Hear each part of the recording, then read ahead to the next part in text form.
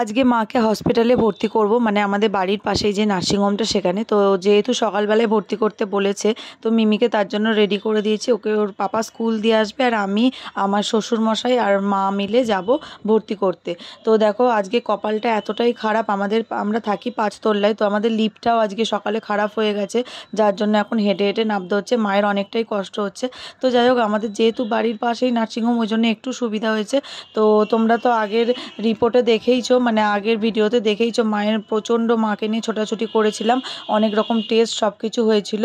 তো যাই হোক, তারপরে আলটিমেট রিপোর্ট হয়েছিল। রিপোর্টটা আমার আর বলা হয়নি ভিডিওতে। মানে আমার মায়ের ওভারিটা অনেক বড় হয়ে গেছে, প্লাস টিউমার আছে পেটের মধ্যে।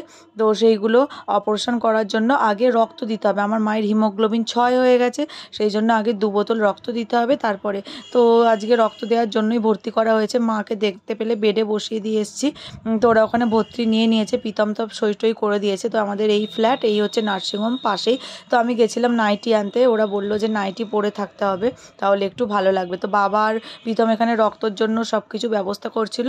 তো এখান থেকে ওরা স্যাম্পেল দিয়ে দিয়েছে রক্তর। তো এটা নিয়ে এখন যাচ্ছি আমাদের শ্রীরামপুর ওয়ালস হসপিটালে। তো ওয়ালস হসপিটালে এসে দেখি ওনারা বললো যে 11টায় ডাক্তার আসবে, তারপর 2 বোতল রক্ত নিতে গেলে 2 জনকে ডোনেট করতে হবে। সকাল থেকে ঘুরে বেড়াচ্ছি রক্তর জন্য, খাওয়া নেই দাওয়া নেই কিচ্ছু না, প্রচণ্ড খিদেও পেয়ে গেছে। তো মা ওখানে হসপিটালে ভর্তি আছে, ওরা বলেছে তাড়াতাড়ি যতটা হয় নিয়ে আসতে। তো প্রীতমকে দিয়ে দিলাম। তো এখন ওপরে গিয়ে দেখি এখান থেকে রক্ত পাবো নাকি। ডাক্তারবাবু লিখে দিয়েছে 3 বোতল দিতেই হবে।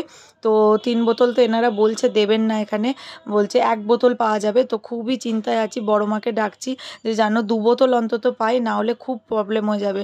তো প্রীতম ওই জন্য তাড়াতাড়ি ছুটে ছুটে যাচ্ছে, কারণ রক্তের এখানেও অনেক লাইন পড়েছে, আর গরমকাল বলে রক্তের অনেকই ক্রাইসিস চলছে। তো এখানে প্রীতম দেখিয়েছে, প্রীতম অনেকবার করে বলার পরেও ওনারা রাজি হচ্ছিল না। তো আমি বললাম আমার মায়ের ওপেন হার্ট সার্জারি, তো খুব সিরিয়াস কেস আছে, প্লিজ 2 বোতল দিন দাদা। তো যাই হোক, তারপরে ওনারা রাজি হয়েছে দিতে। তো এখানে 150 টাকা করে লাগলো রক্ত নিতে, কার্ড দেওয়ার পরেও, কারণ যেহেতু এটা একটা মানে বেসরকারি হসপিটাল, সেই জন্য।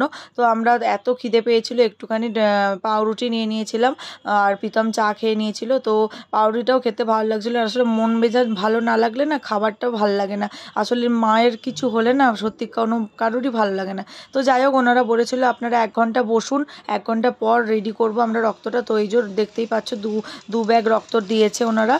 তো আমরা তারই মধ্যে একটু খেয়েছিলাম আর বাইরে বসছিলাম রোদ্দুরে গরমে। তো যাই হোক, নেওয়া হয়ে গেছে এখন।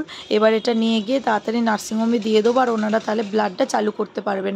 তো দেখো, তারপরে বোনও চলে এসছে, বোনকে আসতে বলেছি, কারণ আমি একার পক্ষে আমার সম্ভব হয়ে উঠছে না, কারণ মিমিকে দিয়ে আসা নিয়ে আসতে এত কিছু কাজ। তো মিমিকে স্কুল থেকে তারই মধ্যে নিয়ে এসছি, আবার এনে তারপরে ওপরে যাচ্ছি এখন মাকে দেখতে। তো দেখো, মাকে দেখতে এসে দেখলাম মায়ের ব্লাড দেওয়া হয়ে গেছে, এখন বিকাল বেজে গেছে।